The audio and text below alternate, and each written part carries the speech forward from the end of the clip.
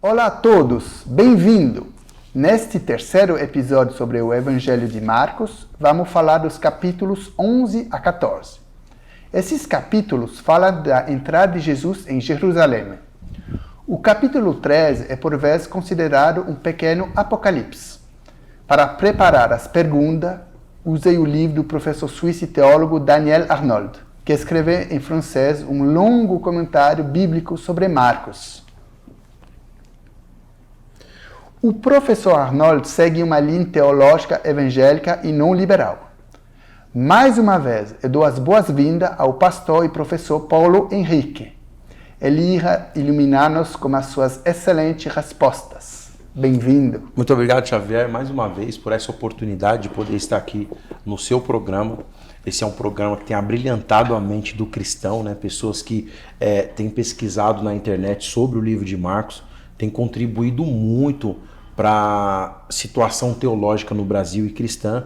Eu louvo a Deus pela sua vida, por esse programa e por todos vocês que têm nos acompanhado. Não esqueça de deixar o seu like, compartilhar e comentar, porque você é muito importante para nós. Muito obrigado, Xavier. Obrigado. Você quer só falar também do seu Instagram e a gente vai deixar na descrição? Muito bem. Se você quiser me seguir lá no Instagram, como aparece aí na sua tela agora, prpaulo.oliveira. prpaulo.oliveira. Para você saber de tudo que acontece com a gente, nossos programas, nossas aulas, é sempre bom contribuir e ter você por perto. Obrigado. Então a gente vai começar com o capítulo 11 de Marcos. Jesus quer entrar a Jerusalém como um jumentinho. Ele fala para o discípulo que quer entrar com um jumentinho. Sabemos por que ele escolheu um animal que, na verdade, é bastante modesto em comparação, por exemplo, com um cavalo? Isso é legal, né, Xavier? Uma pergunta que é uma pergunta muito boa. Esse texto é um texto muito importante e ele tem vários significados, né?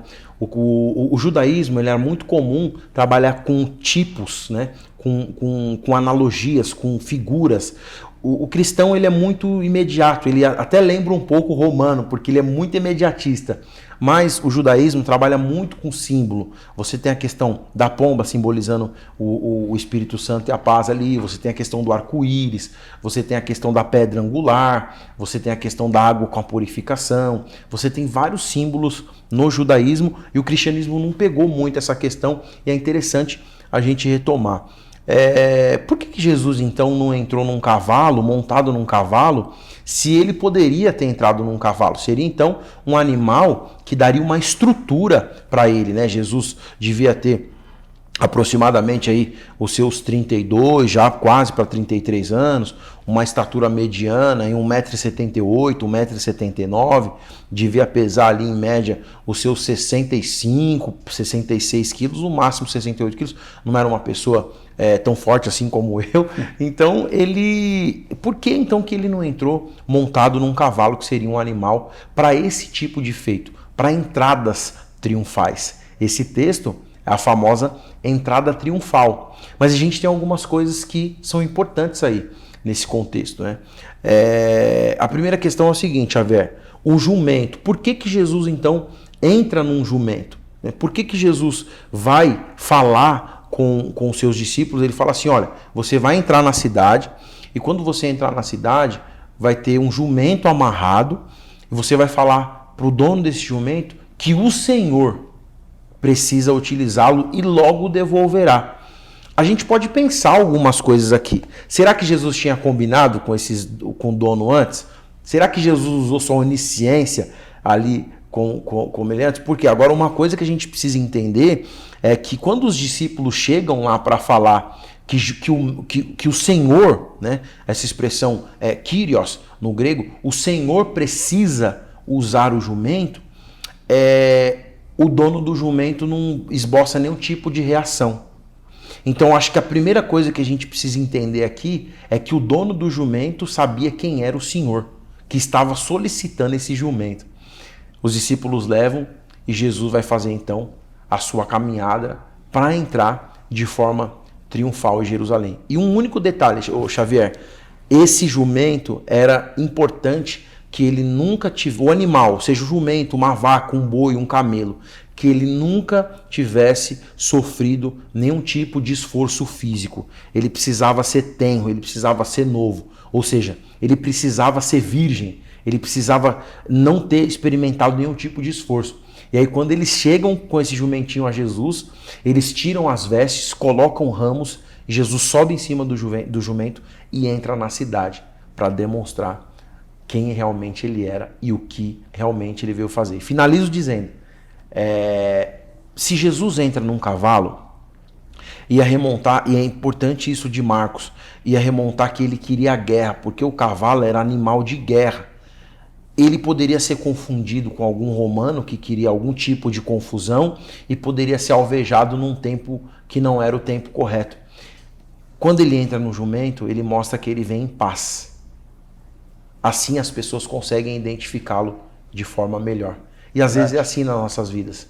Às vezes a gente quer guerra, mas na verdade a paz consegue resolver algumas coisas de forma muito melhor. Entendo. Porque é bom lembrar que o Jesus já sabia, né, o futuro dele. Sim. E nós, quando a gente está lendo, é um pouco difícil de entender, mas foi uma boa precisão do contexto. Agora vamos continuar um pouquinho nesse capítulo 11. Me parece, a gente conversou um pouquinho antes para preparar a emissão, que Jesus pode ser duro. Por exemplo, quando ele faz secar a figueira sem fruto e expulsa os vendedores do templo. O que você acha dessa parte, né? O que Jesus quer mostrar aqui, né? Primeiro, como essa figueira sem fruto, que é difícil de entender. Esse é um contexto bastante importante, Javier,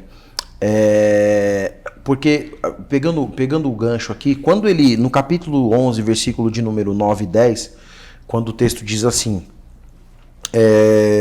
os que iam adiante dele, os seguiam, gritavam, Hosana, bendito é o que vem em nome do Senhor. Né, você que está acostumado com hebraico, essa é uma expressão que todo mundo usa em qualquer curso de hebraico, às vezes uma igreja que é um pouquinho mais ligada aos costumes do judaísmo, Yashana, Roshana, Baruch Rabab Shem Adonai, bendito aquele que vem em nome do Senhor. E essa é uma profecia do Salmo 118, o versículo de número 26, que diz assim, bendito é o que vem em nome do Senhor, da casa do Senhor nós os abençoamos. Então quando Jesus aponta e ele vem num jumentinho, dá uma ideia de esperança, porque quando eles começam a gritar Hosana, Hosana, traz uma ideia de salvação naquele momento. Então pode ser salva no Senhor, ou o Senhor nos salvou, ou a salvação chegou entre nós nesse momento. Só que de repente, Jesus ele chega perto da figueira. Eu acredito, Xavier, que essa entrada triunfal, né, ele entra na cidade, e quando ele entra na cidade, ele vai direto para o templo. O texto diz que ele vai direto para o templo. Só que como já estava tarde, então acredito que Jesus tenha andado bastante até fazer esse translado, e ele estava com fome, né? Então ele foi para casa e tal, e de repente ele chega até a figueira. Quando ele chega na figueira, ele vai até a figueira para ver se tinha alguma coisa, porque realmente ele estava com fome. E aí o texto vai dizer que não tinha fruto, não tinha nada. 3 coisas importantes aqui, Xavier. Em Betânia, nessa região de Jerusalém, essa é uma região um pouco periférica, uma região com poucos habitantes, uma região que não tem tantas partes frutíferas assim. Porém, a figueira ela dava o fruto uma vez ao ano. E esse período de gerar o fruto era provavelmente em junho. Esse período, só que quando chega no período de março até abril, é o período que ela gera uma folhagem que é comestível, que antecede o fruto. Quando Jesus chega nesse período, provavelmente em abril, ele vê que não tem nada, não tinha fruto, era normal porque ainda não era o período, mas não tinha folhagem que dava sustância, não tinha nada. E o que ele faz? Ele amaldiçoa a figueira. O texto vai dizer que no dia seguinte, quando ele passa com seus discípulos na frente, a figueira está seca. E aqui a gente tem algumas lições. Primeiro, Quando os discípulos indagam Jesus, dizendo, Senhor, por que a figueira está seca? E Jesus fala assim, tenham fé. Você percebe, parece que Jesus não quer ensinar muita coisa para os discípulos. Parece que Jesus quer ensinar alguma coisa para outras pessoas. E aí onde a gente vê que em volta de Jesus existe um colegiado de religiões. Aí a gente vai trabalhar com a ideia dos saduceus, dos fariseus, dos essênios e dos zelotes. E esse pessoal era o pessoal que já estava enxergando Jesus como alguém que queria bagunçar o coreto ali. Porque Jesus entra na questão do templo, Jesus vai fazer alguma coisa. Então o que ele faz? Ele amaldiçoa a figueira e a maior lição que Jesus quer mostrar é assim. Eu vou entrar no templo, o templo virou mercado, eu vou entrar na casa do meu pai. A casa do meu pai está bagunçada. E o que a profecia de Salmo 118 fazia? Nós os abençoamos, os da casa do Senhor.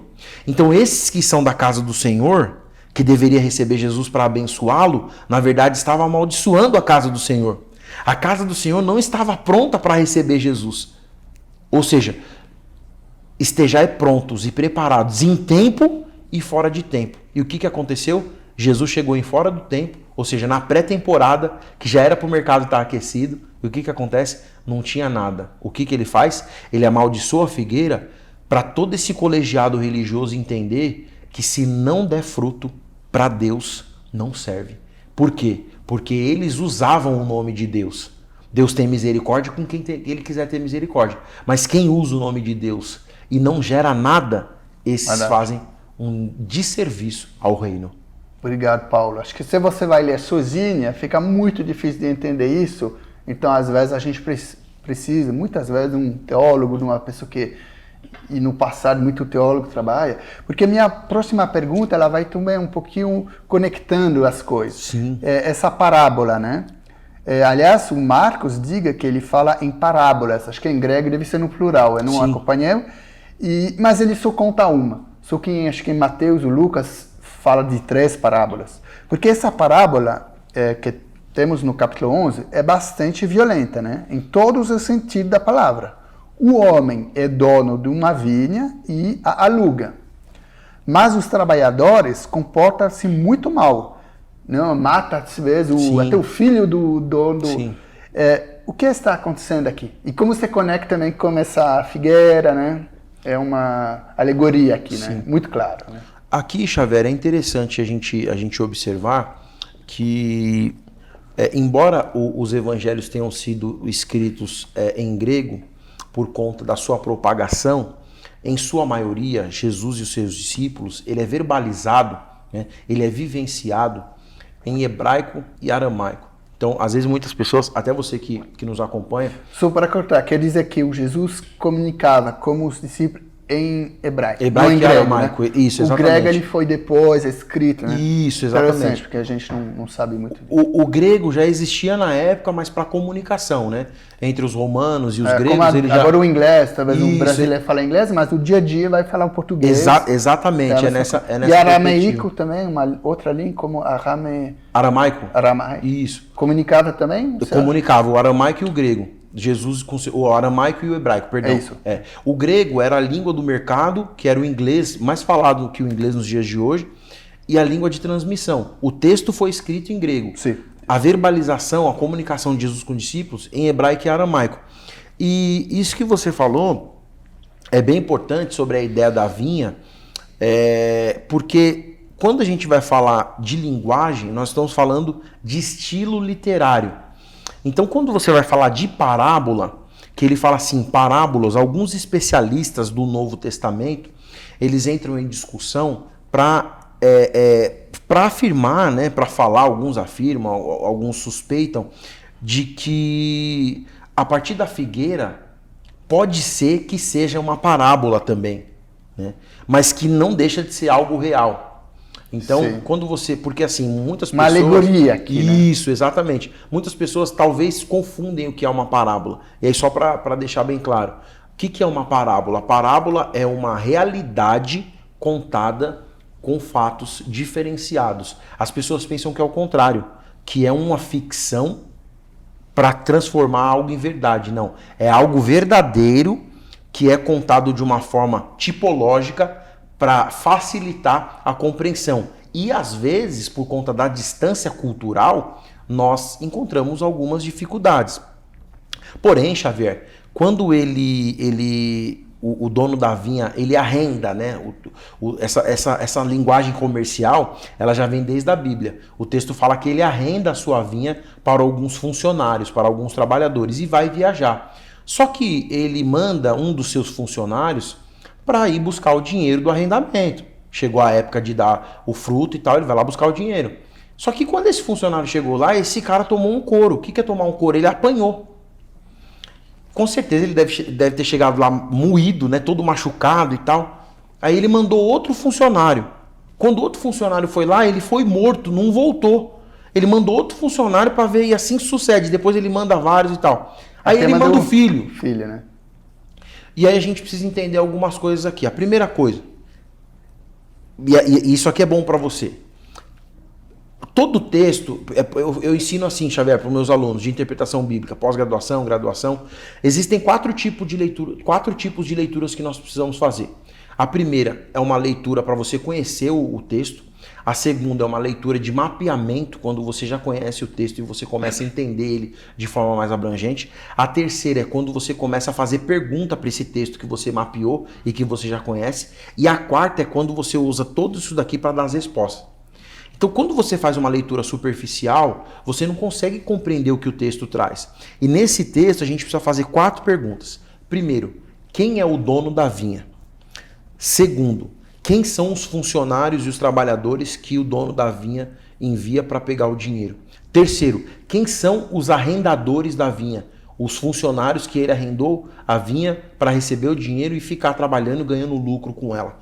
Quarto, quem é o filho que ele envia para os trabalhadores também, que inclusive matam o filho? Primeiro, o dono da vinha é Deus. Sim.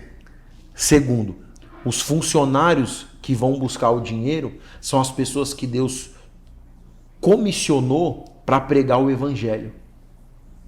Profeta, talvez. Exatamente, são os profetas. Quando você fala, começa desde lá de trás, isso. Sim. Você vem lá de trás, os profetas, muito bem trabalhado, os profetas. Quarto, esse pessoal que ficou com a vinha seria o pessoal, a gente caracterizar aqui, a igreja de hoje. A igreja de hoje que não é flexível com nada. Que todo mundo chega para falar qualquer coisa sobre ela quer matar. E ainda ele fala, Jerusalém, Jerusalém, você que mata os profetas. Desculpa cortar, você fala da igreja de hoje, mas também na época de Jesus. Na época de Jesus você pega até... Os líderes... Sim, os fariseus, os saduceus. Sim, na época é esse pessoal mesmo. Você até tira para tem que estender até os dias de hoje. Depois a gente conversa sobre isso. E a quarta, lógico, E a quarta Jesus, é a questão, né? do filho, que é Jesus. Tá. Então eles mataram... O que Deus fez?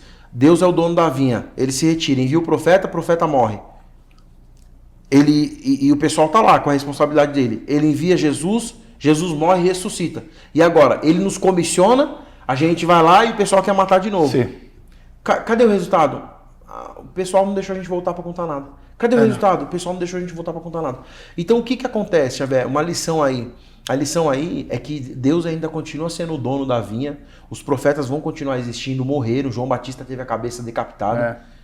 E Deus continua levantando pessoas, só que tem pessoas dentro do reino, como tinha nesse período, que acham que eles arrendaram a obra e que eles são dono da obra. Mas o dono da obra vai voltar e ele vai requerer cada sangue e cada cabeça que foi degolada. E fez isso, porque a Bíblia fala assim, no último dia, até mesmo aqueles que os transpassaram o verão. O Apocalipse fala.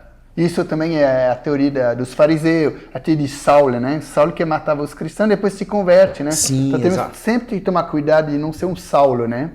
E também 2 comentários que eu quero fazer. Primeiro, nós compartilhamos uma teologia ortodoxa evangélica, né? Porque tem alguns teólogos liberais que não vão achar que aqui é alegoria. Eu compartilho também porque está escrito acho que no versículo 12 do capítulo 12, porque entender. Então, só pode ser uma alegoria, porque, senão, por que ia falar entender, né? Então, eu acho que a sua análise, ela só pode ser porque entender, né? Entendo, né? A revelação, né? Que eu tenho. E outra coisa que é interessante, no livro o Irmãos Karamazov, de Dostoiévski, né? Dostoiévski é considerado, especialmente para os conservadores, o maior autor de todos os tempos, nem cristão, é o número 1. E ele tem um capítulo famoso nesse livro, O Grande Inquisidor. É sobre um inquisidor da igreja medieval que não quer ver o retorno de Cristo. É muito famosa, né? Então, o Jesus chega lá em 1500 na Espanha, e chega um líder religioso, era um católico, mas hoje em dia pode ser um pastor, pode ser um fariseu, afinal tanto faz. Jesus chega lá, e o líder religioso, ele fala, não, eu não quero que você volte agora, porque minha vida é boa, minha vida talvez ganhe muito dinheiro, né? Então sempre tem essa coisa de como não ser fariseu, como não ser o Saulo, né? Isso é uma parte difícil do cristianismo, né? De se reinventar sempre, né? É muito difícil, Xavier, isso, porque assim, isso mostra, essa sua análise só mostra o quanto muitas pessoas estão presas aos bens e às coisas. E vai voltar de novo naquela questão, quando você se prende, né? Quando você se agarra. E aí a Bíblia vai falar assim, buscai as coisas do alto. Né? Mesmo que nós estamos aqui, não tem problema de você construir coisas aqui. O problema é você deixar de construir coisas importantes no céu. É isso que tá acontecendo. As pessoas estão construindo as coisas aqui, esquecendo de construir coisas no céu. Não é errado você prosperar, e você tem que prosperar mesmo. Mas é prosperar só aqui e não prosperar no mundo espiritual. Isso que você falou é muito importante e é muito a realidade da igreja brasileira e da igreja mundial. Né? Essa visão dele realmente é verdadeira mesmo. E também fiz uma entrevista de uma advogada na Europa, até famosa, era política, e ela me falou, Xavier, na verdade, que a gente chama de conservador são progressistas, que chama de progressista são conservador. Quero dizer, uma coisa do gênero do cristianismo é de inverter. De falar, a um momento eu sou conservador, mas também eu tenho que evoluir. Eu não posso ser o arrogante, o líder, o fariseu. O Jesus sempre trabalha, né? Essas coisas de deixar um pouquinho o materialismo, voltar mais no espiritual, né?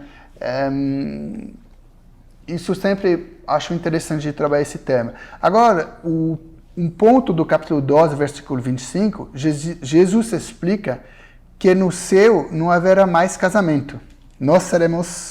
A gente vai ser como anjos. A pergunta foi feita por algum saduceu, e talvez começa a explicar o saduceu era bem diferente do fariseu, não acreditava em muita coisa, a vida depois da morte, né? Isso é legal, Xavier, essa questão um pouco mais transcendental, né? A gente percebe, tem muita gente que nos assiste, tem muitos teólogos liberais, como você falou, o pessoal fala que não existe reino espiritual, o pessoal está falando que não existe reino celestial, o pessoal fala que não existe vida após a morte. Tudo que Jesus estava passando com os saduceus por aí, a gente ainda continua. Existem fagulhas, existem resquícios dessa ramificação religiosa do judaísmo na época, que impera ainda nos dias de hoje, né? E a gente precisa estar ligado, porque assim, Jesus fala, no céu, é até mais uma questão, e aí eu deixo uma brecha e uma bomba. Você que está assistindo, você acha que nós vamos morar no céu? Sim ou não? Existe uma ala que ainda defende que nós não vamos morar no céu. Gostaria que você deixasse aí no comentário, porque eu vou responder, tá bom? Vou acompanhar e vou responder. Você acha que nós vamos morar no céu? Sim ou não? Voltando. Então eu entendo assim, Xavier, quando Jesus fala no céu nós seremos, primeiro que ele dá, esse texto dá alguma garantia de que nós vamos para o céu. Sim. Né? Porque se ele está falando no céu nós seremos, tem algumas versões inclusive que dizem no céu, aspas, eternidade. Então nós seremos como os anjos que não se casam e nem se dão em casamento. Quer uma notícia boa? Se você quer casar, casa aqui. Porque lá no céu, ninguém vai casar, né, Xavier?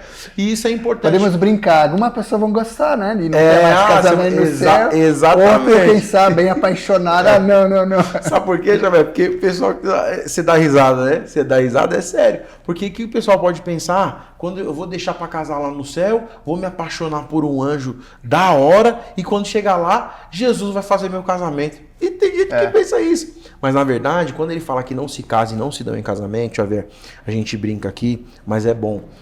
A gente precisa entender uma coisa. O foco do céu não é esse relacionamento da necessidade carnal que nós temos aqui na Terra. E quando ele fala não porque também não precisa da reprodução, né? Porque tem vida eterna, né? Exatamente. Que o Daniel Arnaud comenta, imagino que é a sua linha, né? Sim. No céu nós teremos a vida eterna. Não tem mais choro, não tem mais morte, não tem mais ranger de dentes. Nós estamos, então, revestidos da eternidade, porque o homem foi criado para desfrutar da eternidade. Então, a partir dali, quando ele fala a ideia dos anjos, é porque não se casa nem se dão em casamento, é que não vai mais haver morte, nós vamos ter mais essa necessidade física, né? De sentir atração e tudo mais, questões fisiológicas. Nós estaremos numa questão ligada a um ser totalmente espiritual. Nós seremos, então, glorificados. E quando o corpo é glorificado, não tem mais essa necessidade. Aí ele usa os anjos como comparação. Verdade, né? Uma vez eu li, agora somos 8 bilhões de pessoas, mas acho que numa enciclopédia de Oxford, uma pessoa falou que passou já 100 bilhões de homens, né? Então vamos supor que no paraíso vai ser 100 bilhões de pessoas, que já é muita coisa, né? Sim. Não precisa ser todo mundo faz filha, né? Imagina. Mas a pergunta do Sadduceu era um pouquinho estranha, né? Porque falar um homem que se casou... Não, uma 7 vezes, né? Uma mulher que passa com 7 maridos, porque era uma poligamia no tempo, porque ele morreu, o poliandro morreu, depois outro... Porque o Sadduceu aqui era mais uma provocação, né? Que eles não acreditavam na ressurreição de morto, na existência de um anjo, na vida eterna. Bem diferente do fariseu, que era mais lá aberto para a eternidade. E hoje no judaísmo estava pensando, acho que eles acreditam, você tem essa informação? Na vida eterna é uma divisão entre o... Então, o que acontece? Hoje o judaísmo, Xavier, ele ainda é ramificado, ele é igual ao cristianismo de ramificação. Na época de Jesus já existia isso. Né? O judaísmo ele tinha 4 ramificações a princípio. Você tem o judaísmo, o fariseu, você tem os saduceus, você tem os zelotes e você tem os essênios. Você tem essas 4 ramificações do judaísmo. E essas 4 ramificações do judaísmo hoje, ela segue igual ao cristianismo. Você tem o judaísmo ortodoxo, você tem o judaísmo liberal, que é o judaísmo que mais cresce, né? Sim, o liberalismo, como o cristianismo, né? Infelizmente, por conta dessa ideia da flexibilidade, muito, assim, as portas se abrem totalmente, né? O judaísmo mais liberal. E aí você tem o que vai pautar a questão do judaísmo. Você tem o judaísmo messiânico, que para alguns ele é considerado ou não judaísmo, porque o judaísmo que vai aceitar Jesus e tudo mais.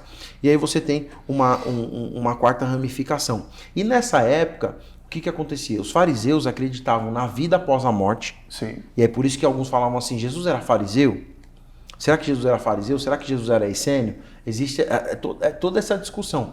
Os fariseus, então, acreditavam na vida após a morte, na ressurreição, na existência de anjos, na existência de seres celestiais. Os saduceus não acreditavam na vida após a morte, não acreditavam em seres celestiais.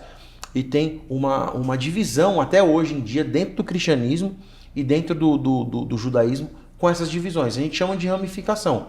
Agora, para o cristianismo ele acredita na vida após a morte, ele acredita na vida eterna da alma, né? A alma sustenta e resiste à morte do corpo físico, e tem algumas partes de algumas seitas que não acreditam nisso, né? Que não acreditam na resistência da alma após a morte do corpo físico, dentro do que eles chamam de evangelicalismo. Mas essa seria a diferença mais que você consegue equiparar, né? Mais simples. Fariseu acredita na vida após a morte, os saduceus não. Fariseus acreditam nos anjos, os saduceus não. E hoje tem judaísmo que é assim também. Tem o judaísmo liberal, tem o judaísmo mais ortodoxo. Olha para você ver. Mas o ortodoxo vai ser mais do lado fariseu ou do lado saduceu? Mais do lado fariseu. E o judaísmo liberal, ele tem rabina hoje. E talvez seria mas às vezes não acredito na após na morte porque é em forma de ateísmo, às vezes. Sim. Porque é como, vamos festejar o Natal, mas no Natal é só comida e presente, né? Sim, no sim. judaísmo liberal parece ter muito isso. Eles têm as festas, muda o calendário, é diferente de nós, mas às vezes é muito distante da religião, né? É um judaísmo mais... É uma espécie de judaísmo progressista. Progressista, Assim, através ele é de tradição, né? Isso, Mais exatamente. que Ele é religião. inclusivo. A gente tem que Inclusive, incluir a questão das mulheres do sacerdócio e tal, porque aí você tem na época de Jesus só rabino, hoje você já tem rabina. Então, alguma observação do sábado. Mas no sábado a gente pode trabalhar. Tem uma série de coisas que você vai trabalhando que tem essa discrepância. Mas, em suma, seria isso. Seria interessante, às vezes, um dia fazer um programa sobre isso. É né? muito bom, inclusive falar... Não sei se eu posso falar eu não sou dessa comunidade, então, mas... Porque tem muita consequência, né? Até o Nietzsche falou, se você não acredita, por exemplo, na vida pós-morte, você vira mais um super-homem, né? Porque você vai investir mais agora, que você não acredita no futuro, não tem futuro, né? Depois da morte. Então, consequência muito importante de acreditar na vida eterna, não, né? Imagino que não é um detalhe na teologia. Cabe bastante coisa aí, Xavier, inclusive. Caberia um programa sobre a vida após a morte. Quando a gente morre, o que acontece com a gente? Acaba ou existe outra vida?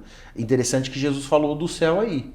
Não, ele né? Tá então, claro, né? Já tem Só que a gente sabe que não tem mais essa parte do genro, né? Sim, do casamento, sim. um pouco como anjo, né? Talvez é uma liberação, né, para nós, porque é muito homem e mulher sofre às vezes com essa sexualidade. E lá no céu, lógico, que vai ter outra coisa para fazer, outra preocupação. Não sei se fica difícil usar as palavras da terra para o céu, né? Vai ter outro vocabulário. É verdade. E talvez, Xavier, um programa, uma situação até apologética, porque, por exemplo, a gente tem outra vida, mas e a reencarnação? Como que fica? No conta do judaísmo, existe parte do judaísmo que é reencarnacionista. Tá. Que normalmente o judaísmo ortodoxo, quando fala de ortodoxia, essas questões mais antigas do judaísmo. Então, caberia, é minha área, né? Eu tenho mestrado em cultura judaica, eu acho que seria uma boa. E o nosso interlocutor, você gostaria de aprender um pouco mais sobre as ramificações do judaísmo hoje? Comenta, deixe seu comentário, porque vai ser bom a gente saber. E é baseado nisso que o Xavier vai tirar, se vale a gente fazer um programa para você ou não. Obrigado. Agora vamos falar, talvez, a parte mais interessante do programa, até agora foi interessante, né? Sobre a vida após a morte. Mas é sobre esse capítulo 13. De novo, vamos trabalhar uma linha mais ortodoxa evangélica, não uma linha liberal, né? Assim fica claro. Porque às vezes ele chama de um pequeno apocalipse, o capítulo 13, né? E porque, vamos lembrar, os liberais pensam que os acontecimentos descritos não são proféticos, mas relacionam o fato histórico dos anos 60, né? 60, bem no primeiro século, especialmente lá em Roma. Marcos escreveu em Roma, né? Bom lembrar, a gente veio no primeiro programa. Qual a sua visão sobre esse capítulo 13? Vamos trabalhar um pouquinho agora. Até bom trabalhar essa questão de Marcos 13, que vai bater com Mateus capítulo 24. Mateus capítulo 24, junto com Marcos 13, ele vai falar da grande tribulação. Ele vai falar quando Jesus volta, quando Jesus não volta. Ele vai dar algumas explicações aqui. Existem linhas, né, alas do cristianismo, que defendem que isso já aconteceu tudo no ano 60, anos 70. Isso se chama que é pré-milenarismo? Não, tem o preterismo, né, tem o pré-milenismo. O pré, basicamente, sempre é uma linha liberal. Isso, exatamente. Então, para nós, a gente não gosta... Quando a gente está ouvindo do pré, que significa que é do grego, latim, antes, sim, a gente deve ter uma pequena alergia, é isso, né? Tem que ter uma resistência, porque assim, né? Acho que a gente falou, não sei se foi no primeiro ou no segundo programa, esse é o terceiro, se a gente trabalhou, se eu trabalhei algo chamado teoria, deixa eu ver se eu lembro aqui, na verdade é teologia, profecia com duplo cumprimento, não falei sobre isso, né? Acho que acho que a gente não trabalhou isso. Então, só explicando. Existem textos na Bíblia Sagrada, e esse texto é um deles, juntamente com Atos capítulo 2, versículo 28, que é uma profecia que ela se cumpre em parte e depois ela tem a sua extensividade. Então, por exemplo, Mateus capítulo 24 se cumpriu parte no ano 70, né? Quando você tem a queda de Jerusalém ali, com Etíoco Epifânio, né? Você tem Titus Flávios, então você tem todo esse processo de perseguição e tal, Nero depois e tudo mais. A igreja sofre nesse contexto aqui, mas ela não chega ao fim. Por quê? Porque Jesus, ele não volta. Então ele fala assim, nação se levantará contra a nação, reino contra o reino, pai contra pai, filho, e então virá o fim. E aí ele fala do sinal do Filho do Homem. Eu vou até trabalhar aqui com vocês. Ele fala assim, ó, ele fala que vai aparecer os falsos cristos, né? Aprendam a lição da figueira. Quando seus ramos se renovam e as suas folhas começam a brotar, tá vendo que aqui ele fala do ramo e da folha, sabem que o verão está próximo. Assim também, quando vocês virem essas coisas acontecendo, saibam que está próximo às portas. Eu asseguro a vocês que não passará essa geração até que todas as coisas se aconteçam. O sol, os céus e a terra passarão, mas as minhas palavras não passarão.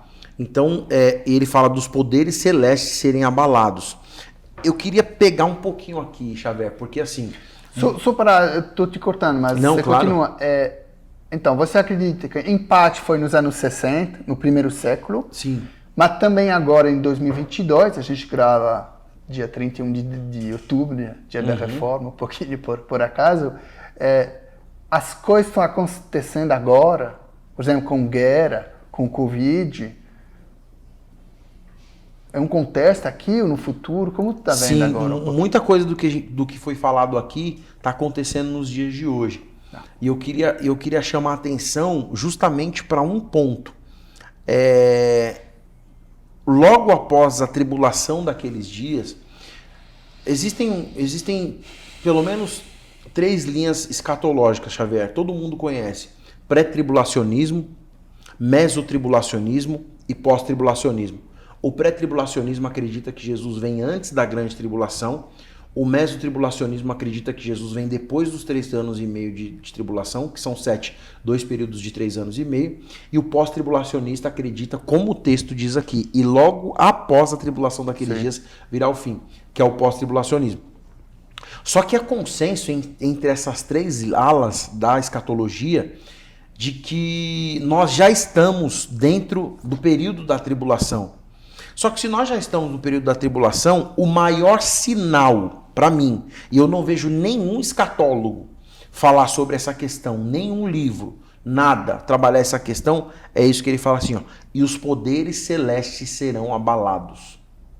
Quando você fala de poder celeste, a gente está falando tanto da cosmologia, nós estamos falando da astrologia, como nós estamos falando de poderes celestiais espirituais.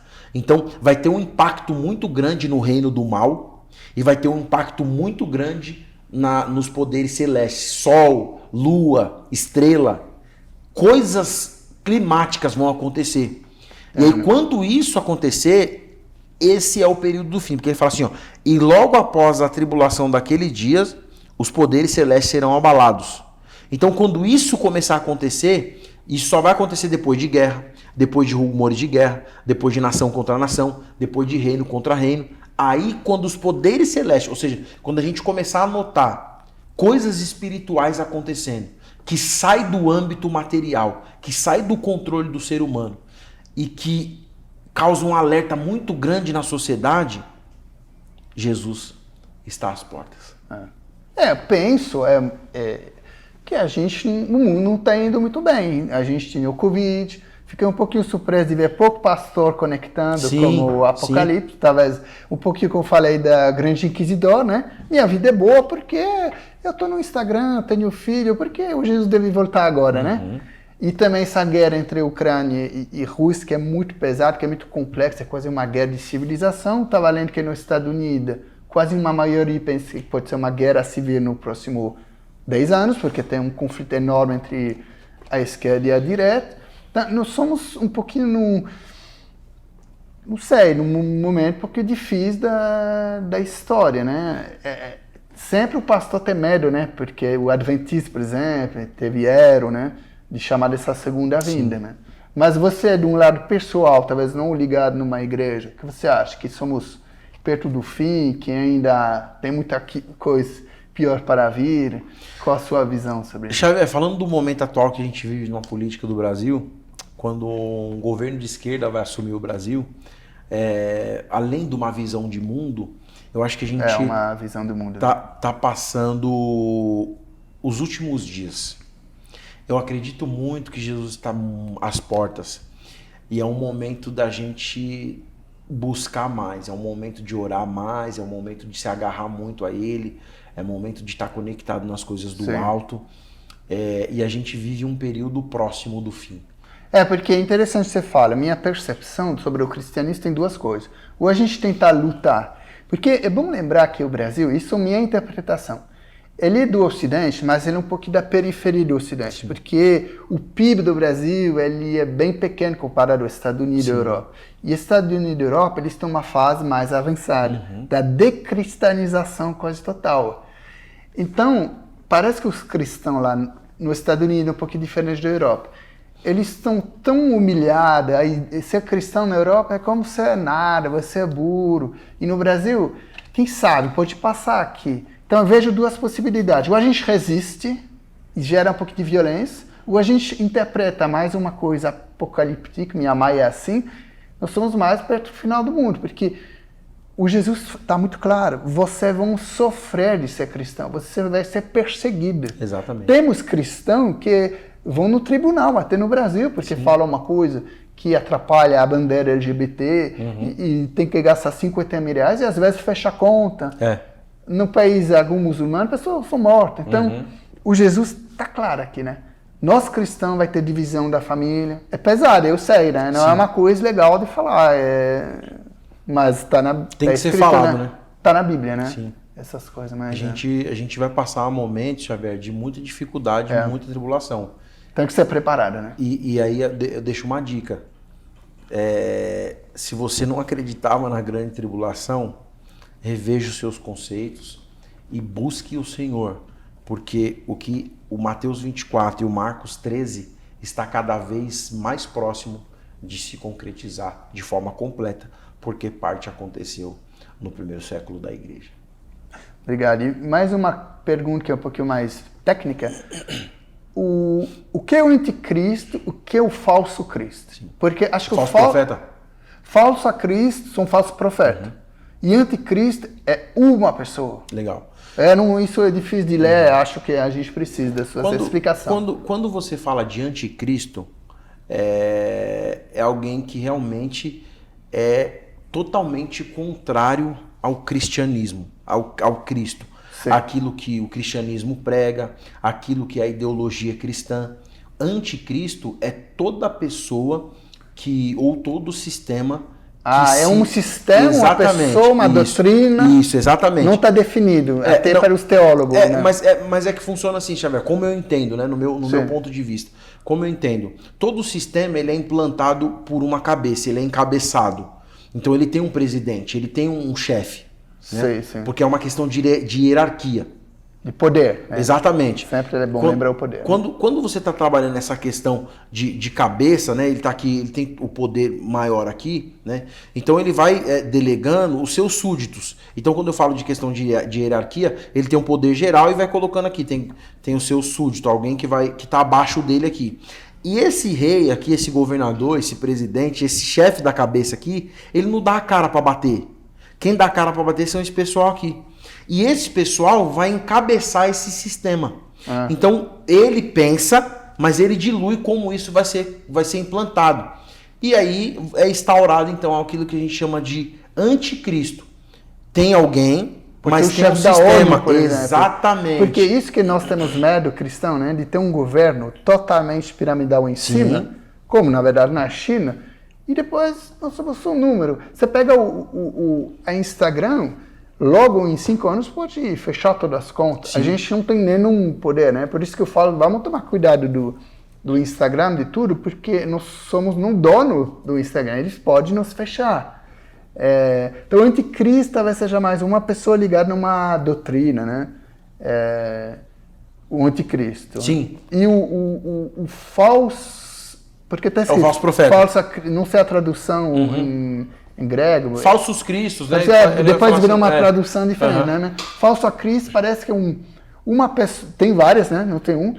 E faz um milagre aqui, mas na verdade não faz em nome de Deus, manipula, né? Isso é... Então, só para concluir, Xavier, o anticristo, ele se opõe ao sistema cristão. Ele é contra aquilo que é tradicional, contra o batismo, contra a pregação do evangelho. Ele se opõe. Né? O anticristo, então, é a oposição. O falso Cristo, ele se transpassa de cristão, mas ele, no meio do cristianismo, dentro do cristianismo, ele prega o que não é verdade. Um evangelho falso. Então tem muito hoje, né? Tem, é o que mais tem. Eu não vou falar porque não quero ser processado, mas no Brasil hoje vem pastor da turma batista, e só vou fechar aqui, que está longe de um cristianismo ortodoxo. Tem. No liberalismo, claro, e tudo bem. Eu preservo a sua integridade, a integridade do programa, de não falar nome, para não complicar aqui, mas a gente poderia... a gente poderia nomear, e a gente sabe que, assim, falsos cristãos é o que mais tem. Que não bate com a Bíblia, que a ideologia não é ideologia cristã. Né? Os falsos cristos têm surgido e têm arrendado a muitos. E esse é um problema também, muito sério. Pensa bem, a gente vive se chama um alemão Kulturkampf, né? Que é guerra cultural. Sim. No Brasil está chegando, mas nos Estados Unidos eu viajo bastante para os Estados Unidos, porque pelo trabalho, pelo jornalismo, e lá é uma guerra muito violenta, né? Termina a justiça, né? E eu penso, minha percepção é que para muito pastor é muito difícil de entrar nessa guerra cultural, porque você precisa de ter boa cultura, você tem que ser um bom psique, né? Sim. E o pastor às vezes não gosta de fazer muito psicanálise, é um ataque muito forte. Então veja, algum pastor, acho que eles entram no mundo e falam, não, tudo bem, agora eu não posso defender mais minhas ideias, porque o mundo a gente volta na apologético do cristianismo, que é talvez uma coisa fundamental, né? E hoje, Xavier, a gente tem um problema de ideologia. Por exemplo, se eu torço pro Palmeiras e você torce pro Corinthians, para muitos, se eu questionar alguma coisa do Corinthians, eu estou sendo mal educado com você. Não tem mais diálogo, né?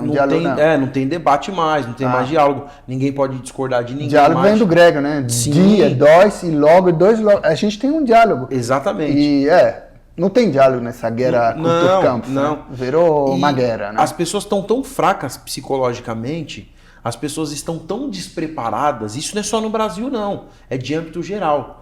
Porque se você discordar, você está sendo mal educado. Se você discordar, você está afrontando. Então, assim, pela falta de preparo, as pessoas estão falando que o diálogo, ou o debate, ou o confronto que sempre existiu, Jesus cansou de ser confrontado e confrontar, mas com respeito, com dedicação, com conteúdo principalmente, sem atacar a integridade, isso está cada vez mais difícil. E isso são características do falso Cristo, dos falsos profetas, do anticristo e do sistema que já está sendo implantado em todo o mundo. Porque o Chesterton, que é um grande autor, ele fala muito de paradoxos, por exemplo, de várias verdades. O Jesus fala, nós temos que amar o próximo. Lógico que vamos amar todo LGBT, vamos amar ele. Sim. Só que também podemos ter uma verdade falada, né? Então falta, às vezes, intelectual cristão que trabalha o tema, para dialogar, para não...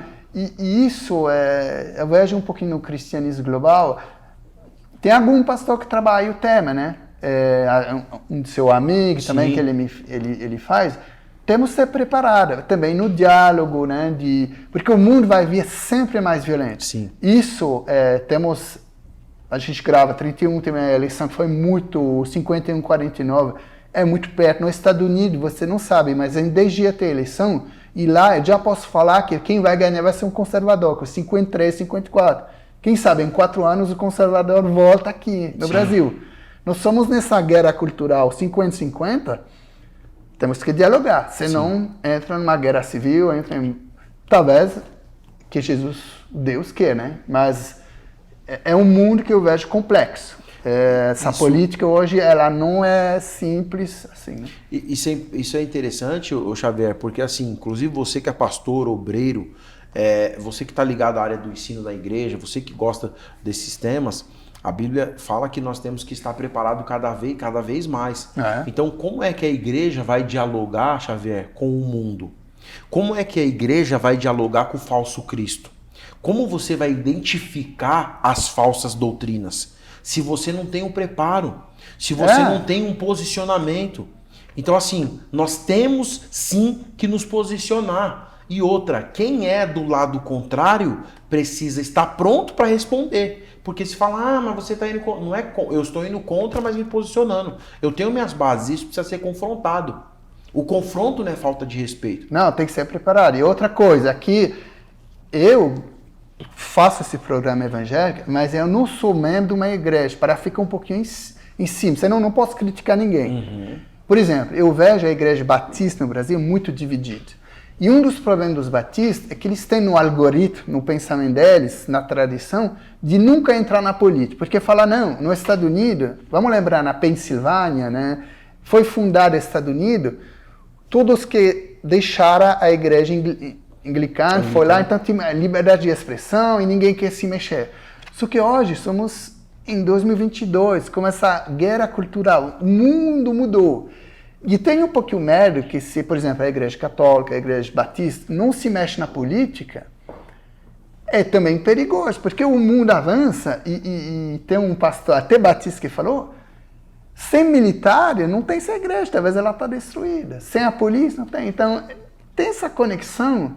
Eu não estou falando que a igreja batista deve falar para quem votar, mas ao menos, talvez fazer ateliê, fazer canal no YouTube, trabalhar o tempo político, porque o jovem que vai na igreja, aliás, tem muita igreja batista vazia hoje em dia, pode ver, ele precisa de resposta, ele tem uma demanda enorme para o jovem de um caminho, né?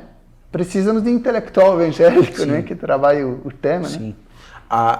Para concluir, Xavier, para mim, né, baseado nesse Mateus 13, sobre o final do tempo e sobre essa questão imprescindível da política, a igreja deveria ser, ela não é, a igreja deveria ser uma resposta para o mundo. Ao menos mostrar um caminho, né? Exatamente. E talvez, lógico que vai ter divisão, porque sempre não é, né? Um dos seus amigos, acho que podemos falar, Pastor Robson, que foi no outro programa, ele falou, por exemplo, como escolher o homossexual na igreja. Ele tem que fazer, tem que responder, porque se nem numa igreja falar, não, mas não vou responder essa pergunta, a gente acumula o problema, né? No longo prazo, né? Então tem várias... Ser cristão não é tão simples. Não, nunca foi. E tem que responder tudo no mundo. No futuro eu pretendo fazer algum programa. Sempre você tem uma resposta tudo simples, né? Mas temos que afrontar essas coisas. E você falou, a parábola da figueira mostra que o fim está próximo, né? Mas no fim Jesus lembra que ninguém sabe a hora exata. Mas acho que, você falou, temos que estar bem vigilantes todos os dias, num mundo complexo. E nós temos uma guerra na Ucrânia, né? Então, a gente é um grande país, quase 50 milhões de pessoas. A pessoa pode morrer amanhã. Então, tem cristãs também que são confrontadas agora numa coisa muito mais pesada que no Brasil, que é uma guerra teórica, felizmente, né? Que não é tão... Concordo, isso mesmo. Então a gente fechou essa parte, é um pouco pesado, eu sei, mas bom, fica lá na Bíblia bem clara, né? Sobre... Às vezes tem coisas que a gente gostaria de tirar, né? Também essas coisas do final do mundo. Eu sei que o outro programa, Vejam Sou, fala o quê? A maior audiência sempre que a gente fala da Apocalipse. Né? Sim. Que faz sentido, né? Todo mundo quer saber no seu futuro. Né? E é importante, né, Xavier? O ouvinte precisa entender isso, compreender isso, porque não é fácil, né? Existem muitas dúvidas sobre a ideia do fim e acho que passar por aqui é uma questão de respeito e cuidado com quem assiste e uma ideia de preocupação para que você consiga aprender um pouco mais e crescer, né? E tirando as dúvidas aos poucos. A ciência chama escatologia, né? Escatologia. E eu anotei aqui que vem do grego eschatos, se pronuncia meio que é último, né? Então, as cenas dos últimos dias. É isso mesmo. Apocalipse, Revelação. Sim, perfeito. Eu não sou especialista, mas eu sei que, lógico, faz muito sucesso esse tipo de tema. Vamos trabalhar mais no futuro. Agora vamos trabalhar o capítulo 14, que é um pouquinho diferente. Ele não é mais na escatologia, né? É mais na cristologia. Os versículos 1 a 31 do capítulo 14 mostram a preparação para a paixão de Jesus. A gente está entrando, né, na paixão, nessa semana santa. Uma coisa que achei um pouco difícil de entender é a mulher que derrama perfume muito caro sobre a cabeça de Jesus. Há críticos, né, porque é um perfume muito caro. Se a gente acho que compara com o salário mínimo da época, é mês de salário, enfim, não me lembro aqui. Mas Jesus defende esta mulher. Por que você acha que ele defende? Em francês seria parfum? Parfum, sim. Parfum. Perfume. É bacana, o Xavier, e esse caso dessa mulher, ele gerou muitas discussões, né? Acredito que quando essa mulher... Ela derrama esse perfume mais caro sobre os pés de Jesus, só pessoas muito ricas tinham os seus pés descansados em perfumes. Por quê? Porque hoje muitas pessoas não têm esse costume. Até uma dica, eu não sei como se em parte da França, né, ou na Europa, tem essa questão de você perfumar os pés. Aqui muita gente no Brasil tem esse negócio, não. Acho que não tem. Essa questão, né? Tem muita gente que tem um probleminha. Boa ideia. Vamos criar um novo mercado. Sim, e Xavier, esse é um mercado que é muito antigo, mas assim, ele faz esse boom. Eu não estou falando de talco, não estou falando dessas coisas que aí você tira o chinelo perfume, e aí você vai pisar. Perfume. Por quê? Porque quando você perfumava os pés, você fechava os poros, que trariam o odor, e a partir dali você trataria também as feridas. Muita gente não sabe que na época de Jesus não tinha calçado do jeito que tem hoje, tênis. Era mais sandália aberta. Então, se sandália de Jesus estourasse no meio do caminho, como ele andava muito, ele ia andar descalço. E os pés dele ficavam todo rasgado, todo rachado. Só que ele não tinha situação financeira boa, como viajava muito, para cuidar dos pés com perfume. Então, ia ser tomado um banho mesmo, com aquele pé cascudo, ruim. O que ela faz? Quando ela despeja o perfume bom nos pés de Jesus... Mas também na cabeça ou só no pé? Não, na cabeça, em né? tudo. No corpo, né? Ela lava os pés de Jesus, ela perfuma os pés de Jesus para tratar, porque ela sabia que ele precisava de um cuidado. Mas olha a preocupação dela. Se ele que pisa para resolver os nossos problemas, porque eu não posso tratar e dar mais condições para ele avançar. Então, muita gente fala assim, não enxergava isso. Judas, num caso, mas esse perfume poderia ser utilizado para fazer outras coisas, para distribuir alguma coisa para os pobres. Alguém começa a questionar, mas não tem necessidade, mas para que isso? Mas a gente podia ser perfumado, por que não foi comigo? Então muita gente questiona, mas o que vale aí é que se o perfume era tão caro, ela entendeu que Jesus merecia o melhor. E ela não dá para ele algo de segundo. Porque é o valor, né? Às vezes é uma brincadeira de pessoas, às vezes conservadoras, que fazem, mas tem uma turma de esquerda radical, por exemplo, que é muito marxista, eles preferem até o dinheiro que nós, porque se você pega o sistema marxista... É o Judas. É a inversão, né? Porque eu ganho 10 mil reais, quero 12 mil, mas talvez com 10 tá feliz, né? Sim. Então aqui é a mesma coisa, é que se você entrar no algoritmo do dinheiro, que é aqui, você você vai tudo julgar pelo esse algoritmo do dinheiro, né? Ao lado de que o valor, né? Sim. O Jesus só tá aqui em algum momento depois, né? Então é muito boa a sua análise, e é isso, as pessoas elas não querem saber o que aquilo vai gerar. Elas querem o recurso para tentar gerar de outra forma. E a mulher usou o recurso que ela tinha para fazer algo bom que traria um benefício para Jesus, e saberia que se beneficiasse Jesus, ia beneficiar outras pessoas. E às vezes a gente não faz isso aqui, o Xavier. Por exemplo, se eu beneficiar você, Eu sei que você vai beneficiar sua família e outras coisas. Então o que eu faço? Eu vou pular você e vou beneficiar só a sua família. Aqui a gente não pensa assim. Essa mulher deu uma lição de ética, deu uma lição de moral, deu uma lição de atitude e deu uma lição de guerreira. Qualidade, né? Que é o centro do universo, Sim. né? Foi uma profecia também, eu acho que o pastor Daniel Arnaud vai nessa visão, né? Depois, todo mundo conhece o filme Paixão de Cristo, de Mel Gibson, de 2004, então tudo que a gente vai falar aqui, você pode começar a ver esse filme, que está na televisão, Sim. você pode comprar, porque depois a gente vê a traição de Judas e a última refeição, né? E podemos falar um pouquinho depois que o Judas também pelo dinheiro, né? Sim. Alguma pés de dinheiro. Você vê que ele se vende, né? Ele é um traidor de verdade, né? O pessoal chega, ele, por uma quantia muito barata, ele entrega Jesus. Mas dá dó, né? No fim, por exemplo. Porque depois ele fala, por que eu fiz isso? E depois ele se suicida, né? Ele até devolve o dinheiro, né? É como se ele tem um pouquinho bonzinho, mas talvez mostra na vida que às vezes só um erro nos mata, né? E você vê, Xavier, que até uma analogia com o Evangelho de Marcos, mas com a nossa realidade, o dinheiro sujo ninguém queria pegar. Porque existia uma tradição de que o dinheiro sujo traria maldição. E aí, se você pegar nos dias de hoje, por que será que muita coisa está acontecendo não só no mundo, mas no Brasil? Lógico, né? Tem algum intelectual que trabalha que se a gente fosse na tradição judaica, talvez você conheça melhor, não teria corrupção, não teria pobre, não teria casino, né? Lógico que é muito anacronista, né? Sim. Que a gente tem em 2023 com muita coisa que eu acho absurda, né? Jogo de dinheiro na internet. Sim. Mas se a gente volta um pouquinho na lei judaica, né? Não teria povo na rua. Era um sistema político, né? Sim. Uma teologia, mas no bom sentido.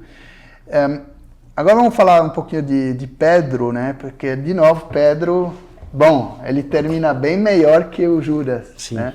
Mas muita lição desse Pedro, né? Que o Jesus avisa ele que ele vai negar 3 vezes. E, de novo, pode ler pode ver esse filme de Mel Gibson. Acontece que ele nega, né? 3 vezes. 3 vezes. O galo cantar, você me negará 3 vezes. Porque ele está com medo de morrer, é isso, né? Sim, sim. É duro falar isso, Xavier, mas muita gente não sabe que Pedro era discípulo, mas o tempo que ele andou com Jesus, ele não era convertido.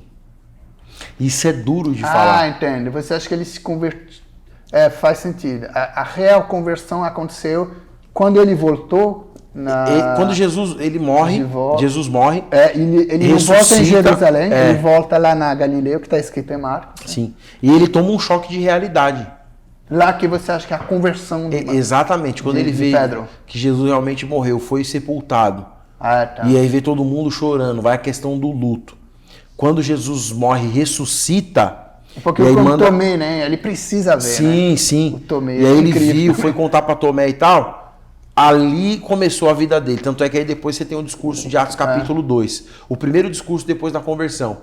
Então você vê que é importante, né? Ele anda com Jesus, nega, mas depois que ele se converte, ele começa a pregar e as pessoas começam a se converter ao evangelho. Né? Agora, um lado mais psicológico de Pedro era bem impulsivo, né? Muito. Até cortar... Orelha de Malco. Foi um heroíco, né? De defender Jesus, o que o Jesus fala, né? Também é interessante também na coisa da política, né? Se você vai pela espada, né? Você vai ser morto pela espada. Isso, exatamente. Eu acredito que nós, cristãos, eu sempre volto no 1 João, né? Sim.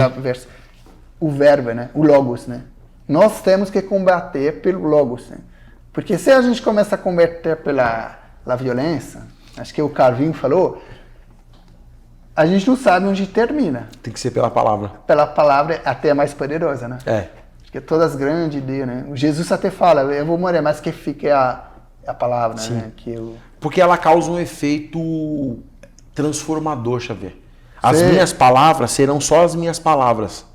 essas palavras, elas permanecem. Né? Se eu mato alguém, eu mato. Ok, mas tudo bem. Eu vou na cadeira, eu fico morto, né? Sim. Mas será que eu resolvi um problema? Então, acho que, de novo, o Marcos é muito mais rico que a gente pensa, né? Muito Tem profundo. algum detalhe aqui que lição de vida, né? Totalmente diferente. E estamos quase terminando o programa. Depois, bom, que eu falei desse Pedro impulsivo, não sei se você comentou um pouquinho sobre a personalidade dele, mas ele tem lá, era bem no círculo de Jesus, né? O top 3, né? Muitas vezes, né? Foi na transfiguração. O top 3. Pedro é o top 3.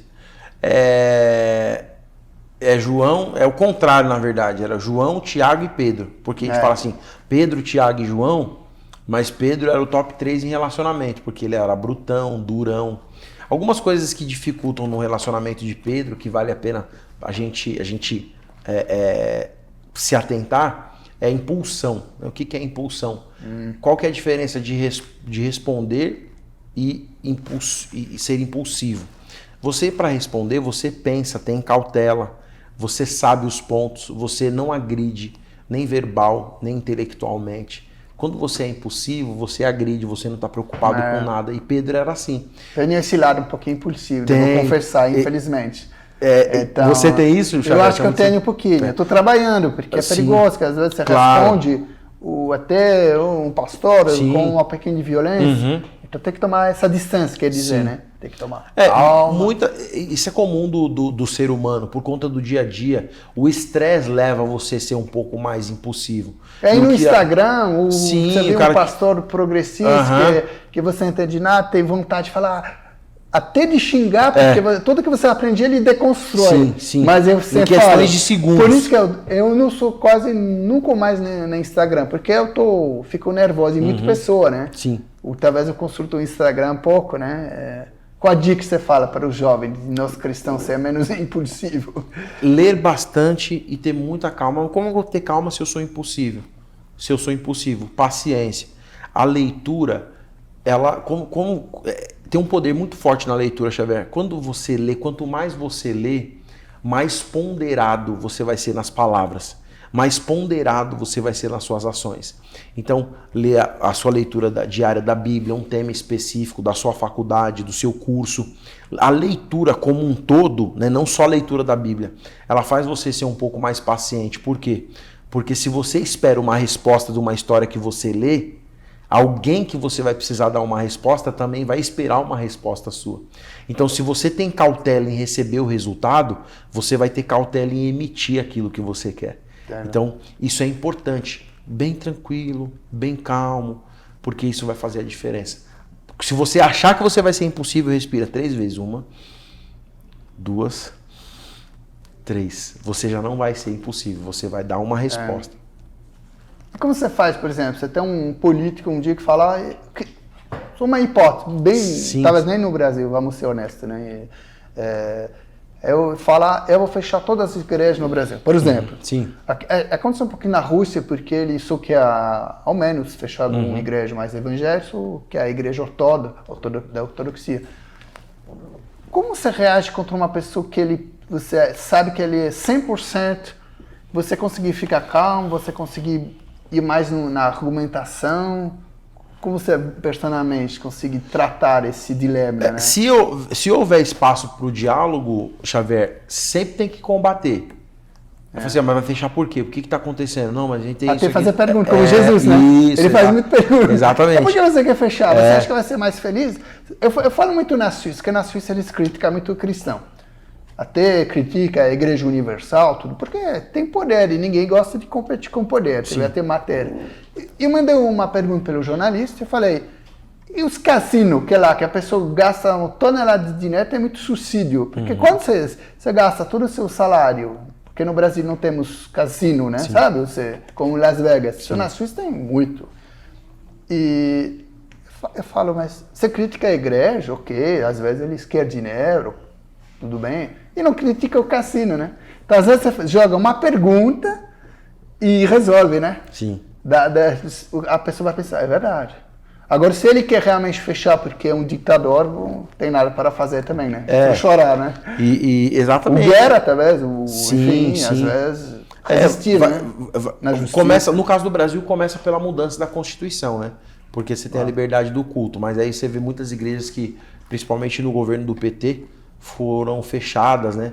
Escravizadas a impostos e multas. Então, para você tem que mudar uma Constituição e perseguir a igreja. Pode ser que não feche, e do mas lado a bem perseguição, justiça, isso, exatamente. De fazer água, tem que pagar imposto, né? Exatamente. Tem que acompanhar, né? Sim, porque a sim. liberdade de expressão e de religião acho que é fundamental numa democracia. Claro. E eu vejo na Europa eles gostam de entrar pelo lado, de falar que, por exemplo, na Suíça esse autor falou, mas pagar o dízimo é meio absurdo. Eles são muito espertos como eles apresentam. Depois eu falei, mas aí a pessoa gasta 20% no cassino e você fala nada, 30, não proíbe. 50 às vezes. Então eu falo, é injusto. No bar, né? É isso, né? Porque eu entendo que a pessoa fala, mas pagar dízimo, às vezes, é verdade, quando você é muito pobre, é difícil, né? Sim. Mas, às vezes, ao lado de pagar, eu conheço pessoas que gastam muito dinheiro com vinho, falo, tudo bem, está livre de gastar por vinho, por que não seria livre de gastar pelo reino de Deus? Sim. A gente não pode julgar, né? Tão simples, tão básico, né? Não. Então, às vezes, se defender com uma boa pergunta, boa dica. Eu vou tentar trabalhar assim. Jesus utilizava muito o método interrogativo. Entendo. Mas o senhor tá... Aí ele perguntou assim, e vocês, quem dizem que eu sou? Então ele trabalhava muito nessa linha. Entendo. Aliás, o versículo 61, para finalizar, um líder religioso, deve ser um fariseu, ele pergunta de novo para Jesus se é filho de Deus, e ele responde que sim. Lembra bem nesse filme também da Paixão de Cristo. Agora, ele fica muito bravo, o fariseu, e é certo que ele vai morrer por blasfêmia. Blasfêmia. O que significa blasfêmia em grego? Deve ser uma coisa de... A gente até trabalhou no programa passado, a gente falou sobre a questão da blasfêmia contra o Espírito Santo, né? Você blasfemar, cometer uma blasfêmia, seria um pecado, né? É você falar contra a lei. É você falar contra algo instituído. Ou falar ou expressar algum tipo de ação, né? Que a sua atitude seja contra a lei. Então uma blasfêmia no texto bíblico seria um crime hoje. Mas seria um crime simples. Se eu falar contra você, só de eu me colocar em oposição, eu já estaria blasfemando. Então, Jesus pode ver que não acharam nenhuma blasfêmia contra ele, mas eles insistiam, insultavam, dizendo, ele está blasfemando. E quando você é indagado para perguntar qual é a blasfêmia, eles não tinham como comprovar, porque Jesus não blasfemava.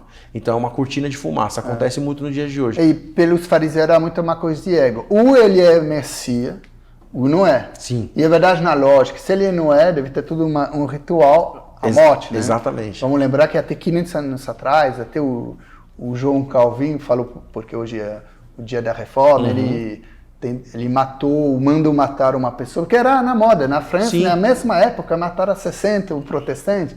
Enfim, todo mundo era assim, né? Hoje você vai na cadeia, mas no passado era bem a morte, e aqui era agora inevitável, né? E o próximo programa, a gente vai trabalhar a paixão. Sim. E esse aqui é só um capítulo, um pouquinho mais, mas o professor Paulo me falou que é muito bom trabalhar o tema. É uma emissão porque é fundamental para nós cristãos, né? Se você quer fazer um pequeno merchan pelo próximo e concluir aqui. A paixão ela é muito, muito profunda, né? É um dos temas mais procurados na internet, um dos temas mais discutidos. Talvez você tem até alguma questão. Se você tiver pergunta, dúvida sobre a questão da paixão, deixa aqui, né? O Xavier vai preparar o programa, vai preparar as perguntas e a gente vai trabalhar as perguntas que têm mais condições, têm mais destaque e são mais relevantes. Quem sabe a sua não seja selecionada. E detalhe, quando a gente estiver gravando o programa da paixão, se a sua pergunta for selecionada, a gente vai colocar ela na tela e vai falar do seu nome e vai te mandar um abraço. E se você puder comentar de que cidade ou estado você está vendo esse programa, vai ser bom para a gente saber a dimensão e o alcance que nós estamos tendo como proporção. Obrigado, Paulo, e até breve. Só quero lembrar uma última coisa, que para fazer as perguntas, eu usei esse livro do pastor, professor Daniel Arnold. Então, realmente, sem ele, não poderia fazer pergunta tão avançada. E, de novo, obrigado e até breve. Tchau, tchau.